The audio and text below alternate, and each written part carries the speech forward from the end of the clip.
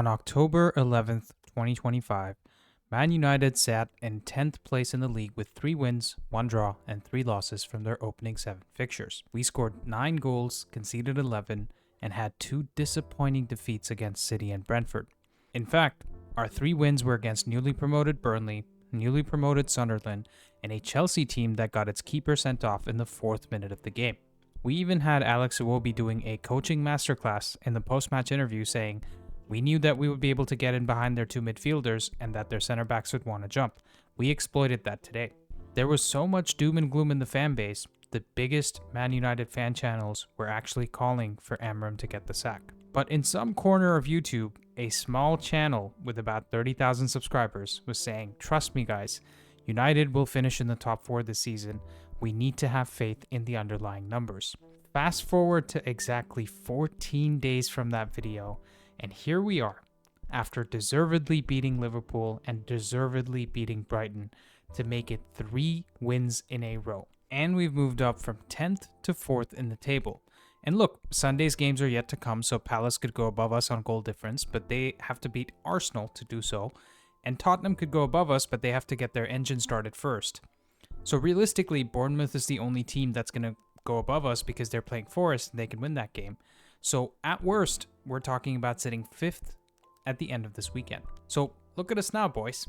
All the naysayers that were saying that it's ridiculous to call for top 4 or even top 6 can't really argue with us now, can you?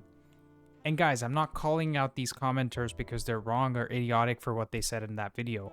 The point is that we're all just surrounded by so much negativity that even when you see someone present the data behind their claims, you don't want to believe it.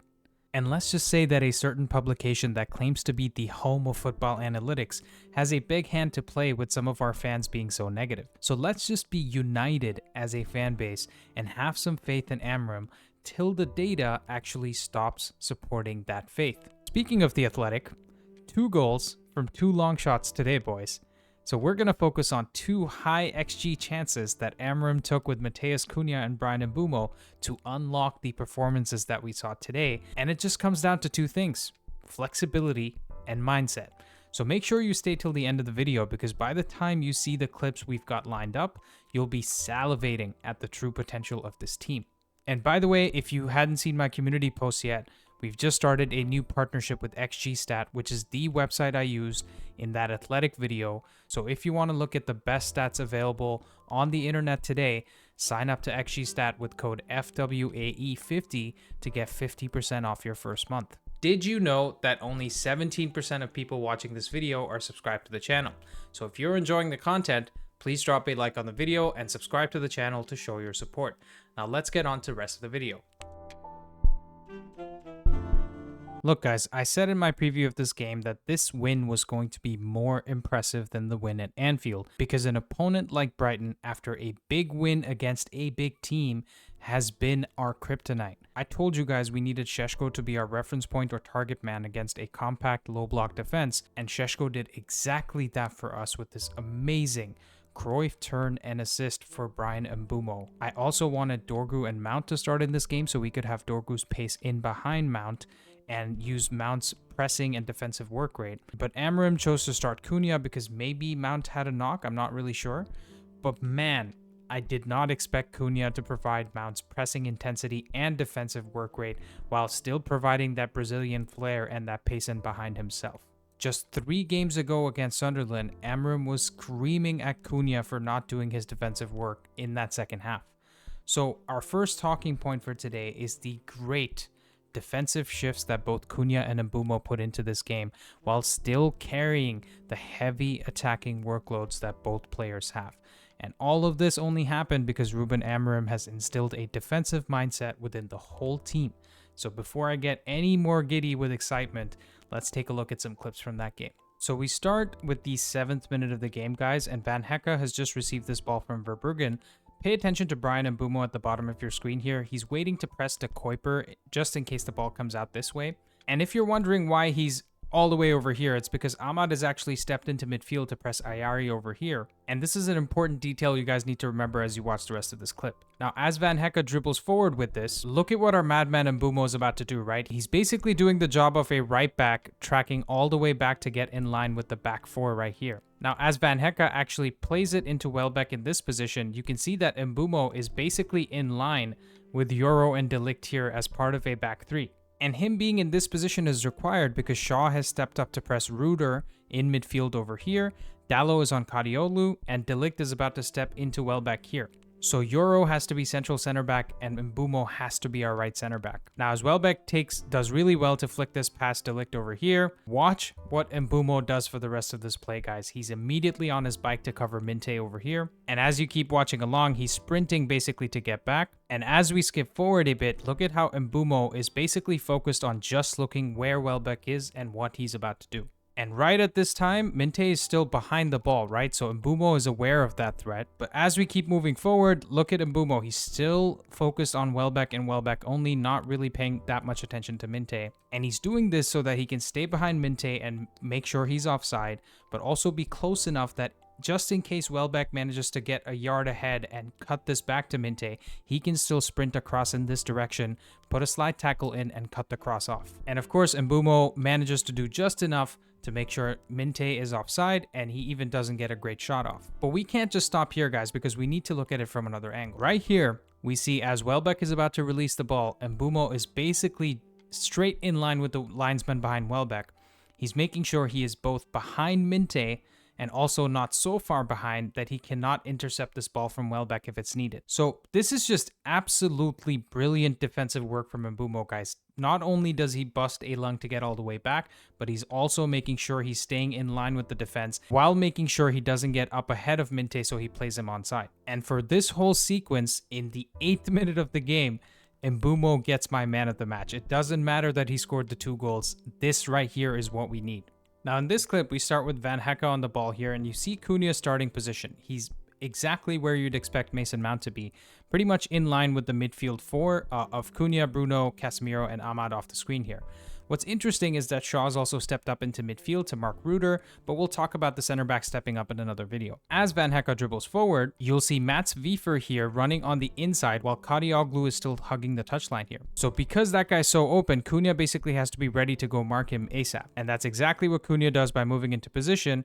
And as we go a little bit further, you can kind of see that United have their defensive duty spot on here, because you have Dalot marking Wiefer, you have Cunha marking Kadioglu, you have Shaw on Ruder here, and you have Bruno about to go press Van Hecke right here. So Van Hecke has no other option but to switch the play over to the left-hand side, and this attack basically dies for Brighton. Guys, just 4 games ago when we played Brentford, the team did not have this mindset to work together and defend as a unit like we just did. And most importantly, Cunha was not doing the defensive work that we're seeing here. So basically, in this exact situation that we just saw, Kadioglu would end up getting the ball because Cunha would have been out of position somewhere here, and our defensive structure would have started getting exploited. This clip right here is exactly why we had our 3rd best game in terms of XG conceded today. In fact, it was almost exactly half of what we conceded in that Brentford game, so you can see how much this team has improved in a matter of just 4 game weeks. So this right here is Amorim magic. Never mind the goals and the wins, this defensive solidity is what we've been severely lacking, and we're finally seeing it coming through. Now this last clip was easily an Old Trafford favorite, as you'll see in a second. Van Hecke is about to play this ball forward, and we have Cunha, again super deep, willing to do his defensive duties. As the ball comes into Wiefer up ahead, he sees Casemiro about to press him on the inside, right? Casemiro's trying to get closer as he turns. Casemiro's about to press him right here. And so what does he do? He knows that Kadioglu is hugging the touchline on the right-hand side here. So he's about to play that pass over. As the ball goes out to Kadioglu, you'll see both Casemiro and Dalot turn right away to go cover this guy, which means Wiefer is about to be free to run into this space in just a second. And the ball's going to be very easy to play into him. So Cunha has to go with Wiefer. And that's exactly what he does. He gets on his bike to go after Wiefer. And as the ball comes into Wiefer, Cunha runs across. And he basically puts in a slide tackle to concede a corner instead of getting the cross into the box. Guys, can someone please send this clip to Rashford and ask him for his thoughts? because he was happy to chirp with Micah Richards and Gary Lineker at the start of the season. Everyone on Twitter was happy to gaslight United fans with, look at how your players have become much better after leaving the club. As a Manc born and bred player, was Rashford willing to do what Cunha and Mbeumo have just done for us in that game? No chance. So our next talking point is the positional flexibility that Ruben Amorim has instilled throughout this team, because I saw about 5 different formations both on and off the ball today. We had Dalot playing as a left winger ahead of Cunha. We had Shaw playing as a left wing back with Cunha in defensive midfield. We played in 5-4-1, 4-3-3, 4-2-3-1 off the ball. It was almost impossible for Brighton to keep up with our movement and passing, so it was just a joy to watch. So we start with this clip where De Ligt has just received this ball and passed it on to Shaw, and we're basically in a back four shape with Euro as right back and Dalot as left back. As we play along and Shaw receives this ball, you see how Dalot is essentially inching further up the pitch, and what happens is Cunha realizes that, so he's dropping into this kind of left defensive midfield position, and happy to interchange with Dalot, right? So he receives the ball from Shaw, plays it back to him right here, and then he scans for Shaw continuously and realizes he's still up ahead, so Shaw might need a passing option in this space. So he's happy to move into the left back area while Shaw just recycles the ball to the right side. So this is exactly the type of stuff we saw Mount do against Sunderland. So many times he was in that left wing back role, and Cunha got dropped exactly because he wasn't doing these things. But now that things are clicking, look at the insane positional flexibility we have from the whole team. Now we see almost the exact opposite happening in this clip, because again, De Ligt plays it out to Shaw, with Dalot hugging the touchline on the left side and Cunha in kind of this left defensive midfield area. As Shaw receives the pass, Brighton start to press, so Cunha decides to spin in behind, and Shaw sees that happening, and Dalot sees it happening too, so Dalot comes short to this area, and he's available to receive the pass from Shaw, right? So Dalot receives the pass here, and he plays it back out to De Ligt, and again, we recycle the play. But you guys see how the team is consistently willing to switch it up and keep Brighton guessing. Next, we'll take a look at Mbeumo and Cunha, absolutely cooking with their positional flexibility. We start with Casemiro on the ball in an advanced position in midfield. He sees Mbeumo on the right-hand side in front of De Kuiper, and pay close attention to Cunha in his left-hand role here. As this ball is fired into Mbeumo here, you already start seeing Cunha get into position to make this diagonal run across. Now, as soon as Mbeumo gets some space between De Kuiper, and De Kuiper moves back into this position because he's worried about Ahmad in a second, as you'll see right there, you see Cunha on his bike about to get into this space, this box right here, right in between Dunk, Ayari, and De Kuiper. Mbeumo plays this chef's kiss reverse pass into Cunha's path, but unfortunately Cunha gets to the edge here and he hits it into the side netting. This was a lethal move, guys, so hard to defend against, and Mbeumo's been doing these reverse passes all season. I can't remember which game it was, but there was one he played to Ahmad where he ran all the way from the left 10 into this similar spot here, and Mbeumo found him. Now we go to just after the penalty shout from Ahmad in the 16th minute. We have Shaw on the ball on the left side here. Take a look at where everyone is.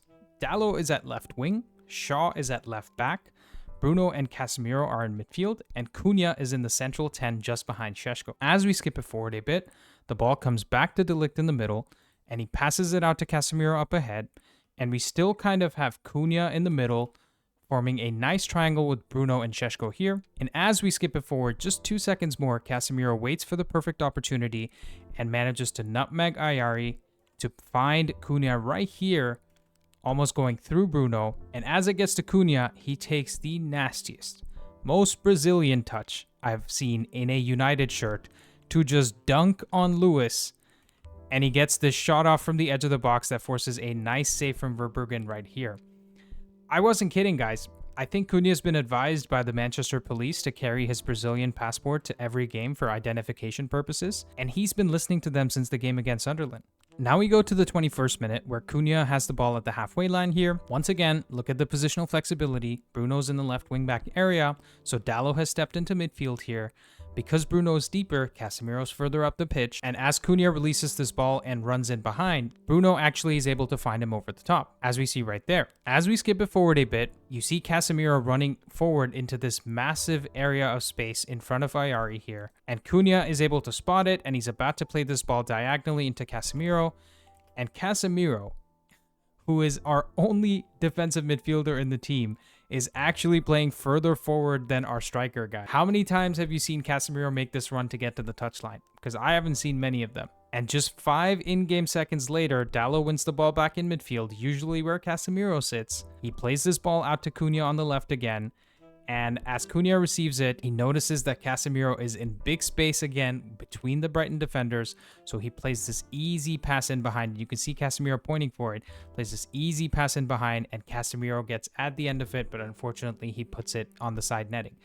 So I was very surprised and very impressed by this particular sequence, because how many times have you seen Casemiro get to the touchline once, let alone twice in 30 seconds? Now, our last and final clip of the video is the Cunha goal. We start with Ahmad jumping to win this duel here. Pay attention to how attacking Amorim's system can be, guys, when the time is right. You have Ahmad and Mbeumo inside the box here. You have Dalot and Cunha on the edge of the box on the other side. You have Šeško at the edge of the box in the middle. And you have Bruno and Casemiro just 5 to 10 yards outside the box.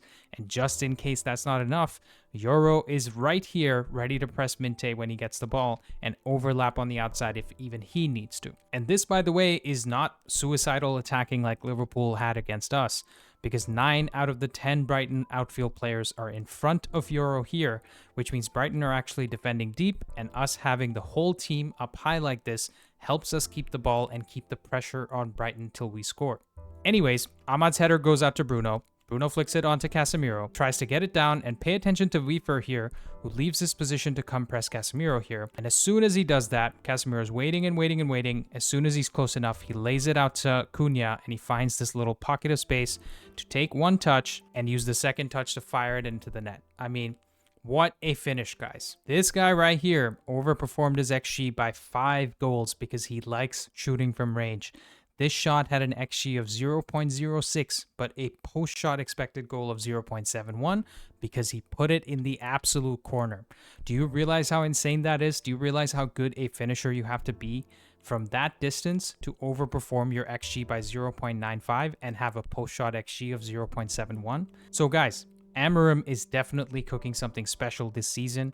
Top 4 seems much more like a possibility than a dream now. I know we have to deal with AFCON and injuries and bad form, but I'm still allowed to get excited if the underlying numbers are telling the same story as they did on October 11th. If you guys are still watching, please drop a like and subscribe to the channel, because I have put in almost 14 hours of work today, including watching the game, the call-in show, making this video, editing it. I really want to get to that 50K mark and do something special for you guys. So thank you guys for watching, and I'll see you next time.